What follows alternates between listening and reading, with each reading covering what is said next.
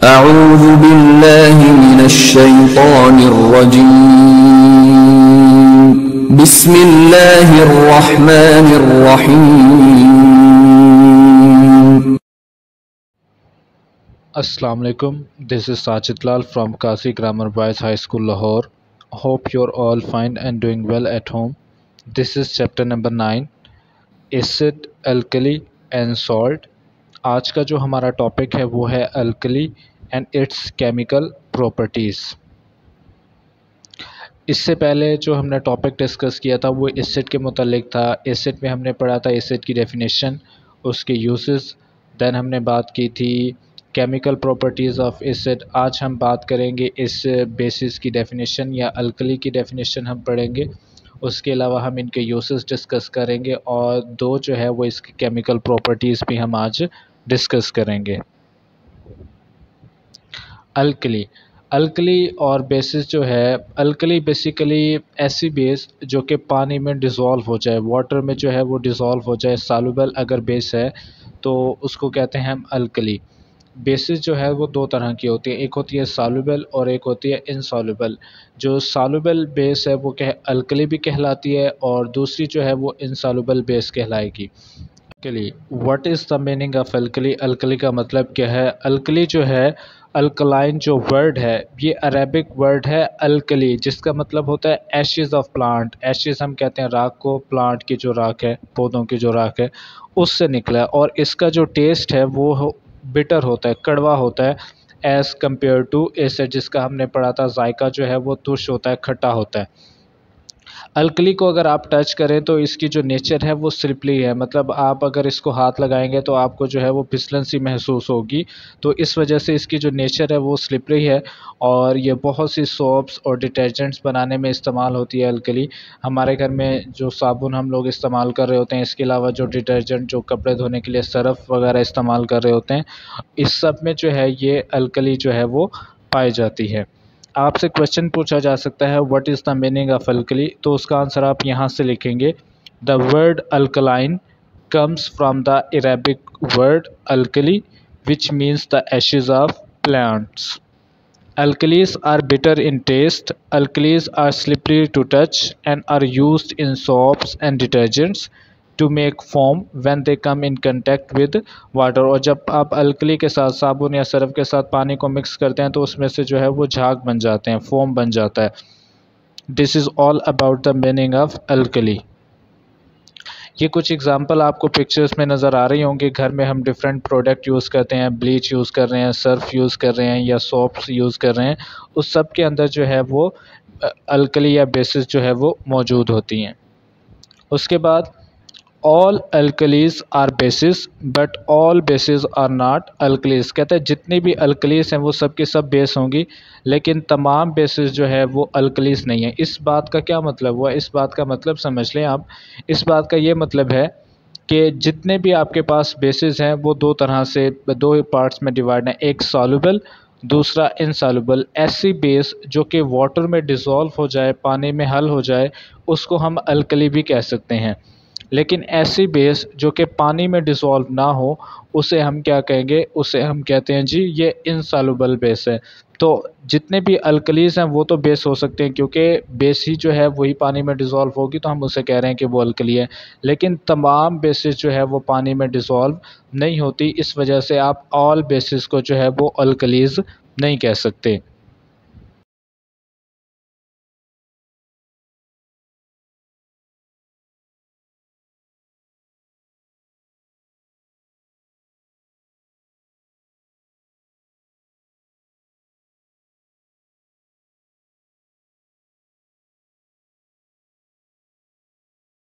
उसके बाद uses of alkali या बेस है, इनके हम यूजेस पढ़ेंगे one by one. Sodium hydroxide NaOH is use to make paper, detergents and soap. Sodium hydroxide जो कि हमने पहले भी रिएक्शन करवाया था इसका हमने एसिड के साथ। सोडियम हाइड्रोक्साइड पेपर बनाने में, डिटर्जेंट जो सर्फ वगैरह होते हैं वो बनाने में, इसके अलावा जो सोप है, साबुन वगैरह बनाने में इस्तेमाल होते हैं। इसके अलावा potassium hydroxide is use to make acidic soil more alkaline for farming purpose. कहता है जो पोटाशियम हाइड्रोक्साइड है, जिसका फार्मूला आगे जाके हम पढ़ेंगे KOH है, तो ये जो है एसिडिक सॉइल को अल्कलाइन इन नेचर करता है। एसिडिक सॉइल का क्या मतलब है? ऐसी सॉइल जिसकी पीएच जो है वो बहुत कम होगी। हमने कहा था कि अगर 1 से 7 के दरमियान पीएच है तो वो एसिडिक, अगर 7 से 14 के दरमियान है तो वो अल्कलाइन इन नेचर। तो ऐसी सॉइल जिनकी पीएच जो है 7 से बिलो होती है, उसकी पीएच को मेंटेन करने के लिए जो है हम अल्कलीज का इस्तेमाल करते हैं, ताकि उस सॉइल की जो नेचर है उसको अल्कलाइन कर सकें, ताकि वहाँ पर अच्छी जो है वो क्रॉप उगाई जा सके। उसके बाद calcium carbonate is used as building material. Calcium carbonate को बिल्डिंग मटेरियल के तौर पर भी इस्तेमाल किया जाता है। उसके बाद calcium carbonate is used as building material. Calcium carbonate को बिल्डिंग मटेरियल के तौर पर भी इस्तेमाल किया जाता है। कैल्शियम ऑक्साइड और calcium carbonate is used to remove acidic gases from a power station chimney to reduce acid rain. Calcium oxide या कैल्शियम कार्बोनेट को जो पावर स्टेशन है जहाँ पर बिजली वगैरह बन रही होती है, वहाँ पर इसको इस्तेमाल किया जाता है ताकि एसिडिक गैसेस जो है वो एटमॉस्फेयर में जो है वो ना जा सके। For example sulphur dioxide, sulphur trioxide, इस तरह की जो गैसेस हैं ये एटमॉस्फेयर में ना जाएं, क्योंकि अगर ये एटमॉस्फेयर के अंदर जाएंगे तो फिर बारिश जब होती है, बारिश के साथ मिलकर ये रेन को जो है वो एसिडिक कर देते हैं, जो कि एसिडिक रेन जो है वो बिल्डिंग्स के लिए भी, इंसानों के लिए भी, प्लांट्स सब के लिए जो है वो हार्मफुल होती है। तो बेसिस को यूज़ किया जाता है ताकि ये जो है उसके साथ बेसिस जो है वो एसिड के साथ रिएक्ट करके उसको न्यूट्रल कर देंगे। उसके बाद 5वां पॉइंट है चिमनीज़ की। आगे डायग्राम मैंने शेयर किया, आप लोग देख सकेंगे। Ammonia is used in the Haber process to make fertiliser. Ammonia जो है कहता है इसको इस्तेमाल किया जाता है हैबर प्रोसेस में टू मेक फर्टिलाइज़र, फर्टिलाइज़र बनाने के लिए। हैबर प्रोसेस भी मैं आगे जाकर आपको बताऊंगा कि क्या होता है। ये आप चिमनीज़ देख लें, थर्मल पावर प्लांट है चिमनी, ये जो आपको जहाँ से स्मोक जो है वो बाहर आ रहा है, ये एक्चुअली में चिमनीज़ हैं इन पावर स्टेशन। उसके बाद मैंने आपको कहा कि अमोनिया जो है वो हैबर प्रोसेस, ये डायग्राम आप देख लें कि नाइट्रोजन और हाइड्रोजन को मिलाकर इनकी रेशो क्या होती है 1:3। मतलब एक आपके पास जो है 1 रेशो जो है वो नाइट्रोजन के लिए है और 3 जो है वो हाइड्रोजन के लिए है। मतलब इतनी रेशो में अगर आप नाइट्रोजन और हाइड्रोजन के लें, उनको जो है 400 टू 450 डिग्री सेंटीग्रेड टेम्परेचर दिया जाता है। आयरन कैटलिस्ट इस्तेमाल किया जाता है। कैटलिस्ट किसी भी रिएक्शन को तेज़ करने के लिए इस्तेमाल किए जाते हैं। उसके अलावा 200 ATM प्रेशर, ये सारी कंडीशंस प्रोवाइड करके आप नाइट्रोजन और हाइड्रोजन से जो है अमोनिया गैस जो है वो बना सकते हैं, या लिक्विड अमोनिया भी जो है वो हासिल हो जाती है। तो ये सारा जो प्रोसेस कहलाता है ये हैबर प्रोसेस है। उसके बाद कुछ नेम है बेसिस के, जिस तरह से एसिड के नेम हमने पढ़े थे और आगे उनके फार्मूलाज हैं।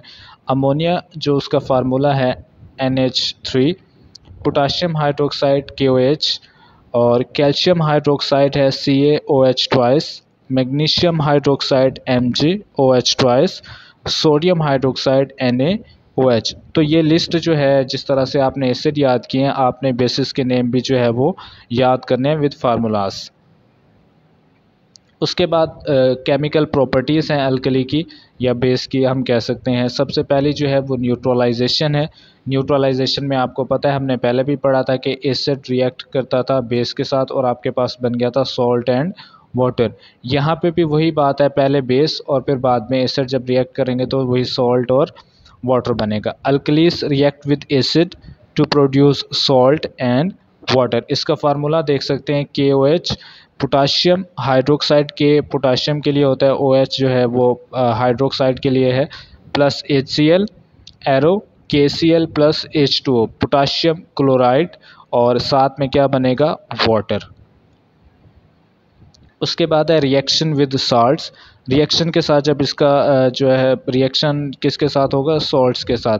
जब अल्कलीस या बेसिस का जो रिएक्शन है वो सॉल्ट के साथ करवाएं तो फिर क्या हासिल होता है, ammonium salts are decomposed when mixed with a strong base, for example alkali sodium hydroxide produce ammonia gas। कहता है जब अमोनियम साल्ट को आप डिकम्पोज करेंगे, तोड़ेंगे, जब कब तोड़ेंगे, कैसे टूटेगा वो, जब आप उसको किसी स्ट्रॉन्ग बेस के साथ जो है उसका रिएक्शन करवाएंगे अल्कली सोडियम हाइड्रोक्साइड जो है प्रोड्यूस अमोनिया गैस जो है वो प्रोड्यूस होगी।